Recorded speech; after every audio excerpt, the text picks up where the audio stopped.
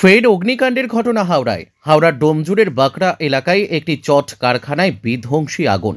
দমকলের 3টি ইঞ্জিন ঘটনাস্থলে এসে আগুন নেভানোর চেষ্টা চালাচ্ছে। এদিন সকাল 8:15 নাগাদ এই অগ্নিকাণ্ডের ঘটনাটি নজরে আসে।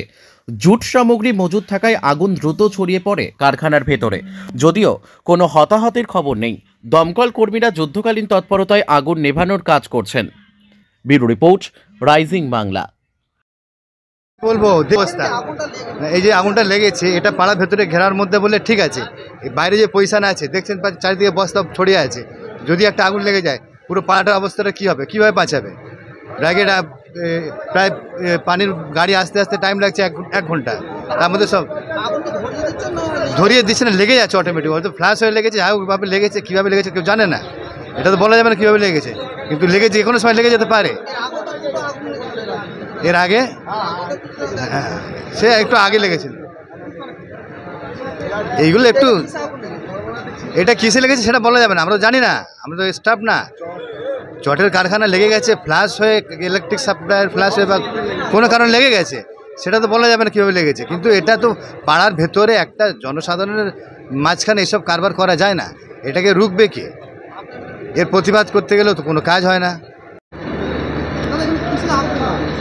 এখানে যত সব ইনলিগাল প্লাস্টিক বস্তা এইসব মাল জড়ো করে রাখছে, কোনো নিয়ম নেই, যে যা ইচ্ছা করছে, সমস্ত দাহ্য পদার্থ এইসব এর জন্য এই পুরো এলাকাটা এখানে ডিস্টার্ব হচ্ছে।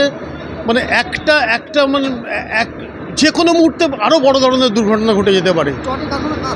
চটের ঘটনা, সামনে একদিন ভদ্রলোকের চটের কারখানা তো বটেই, প্লাস এইসব যত কোম্পানির নাম বলতে পারবো না, ভদ্রলোকের পাশেই বাড়ি, কিন্তু এইখানে এই যত প্লাস্টিকের গুদাম হয়ে আছে এইগুলো একদম শেষ করে দিচ্ছে এলাকাটা। এর আগেও ছোটোখাটো আগুন লেগেছে, কিন্তু এত বড়োভাবে ডিজাস্টার হয়নি এর আগে।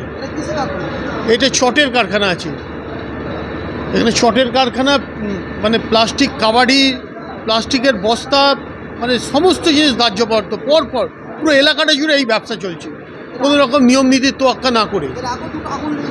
হ্যাঁ, এর আগেও আগুন লেগেছে, সেটা অল্পের ওপর দিয়ে হয়েছে, এবারে তো বিশাল বড়োভাবে হচ্ছে। মাঝখান থেকে এখানে সমস্ত কারখানা বন্ধ করে দিতে হচ্ছে।